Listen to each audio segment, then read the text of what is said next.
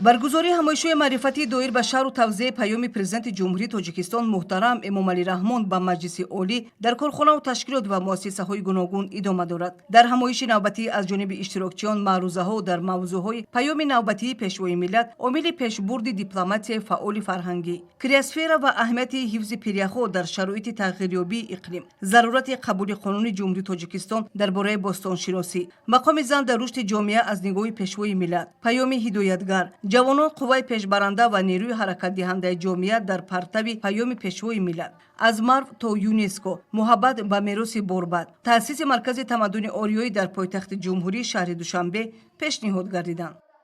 واقعا هر یک پیام رهبر دولت پیشوای معظم ملت محترم رحمان این بازگوی صحیفه های تاریخ است. اگر ما پیام های سالهای قبلی و پیام امسال پیشوای معظم ملت را یک ورق گردان نماییم، میبینیم که در آنها زینه به زینه از دستاورد و پیشرفت و موفقیت های این ملت و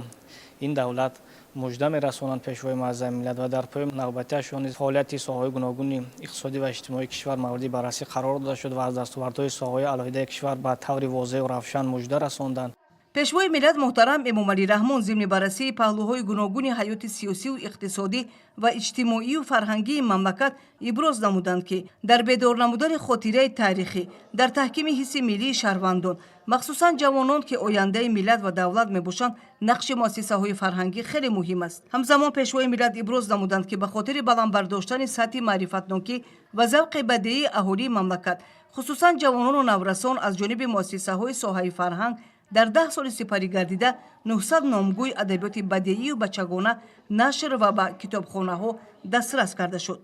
اگر ما طول دوران شورای 47 آثارخانه داشته باشیم، در دوران استقلالیت شماره آثارخانه ها در قلمرو تاجیکستان بیش از 112 عدد رسیدند. این خود نشانه با سرعت رشد یافتن فعالیت آثارخانوی که یک بخش فعالیت فرهنگی در کشور می باشد، یعنی نشانه واضح رشد این ساحه می باشد. البته سهم آثارخانه ها در بلند برداشتن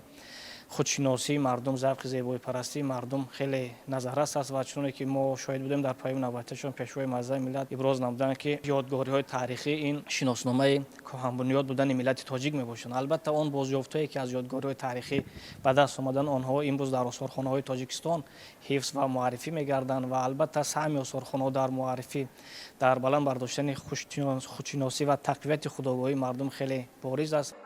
инчунин дар ин давра бо дастури роҳбари давлат 3 миллиону 200 ҳазор нусха китоби тоҷикони алома бобоҷон ғафуров ва шоҳномаи безавори Абулқосим Фирдавсӣ чоп ва ба аҳолии мамлакат ройгон тӯҳфа карда шуд. воқеан дар тарбия ва тандурустӣ дар баробари дигар муассисаҳои фарҳангӣ осорхонаҳо мавқеи хосаеро ишғол менамоянд.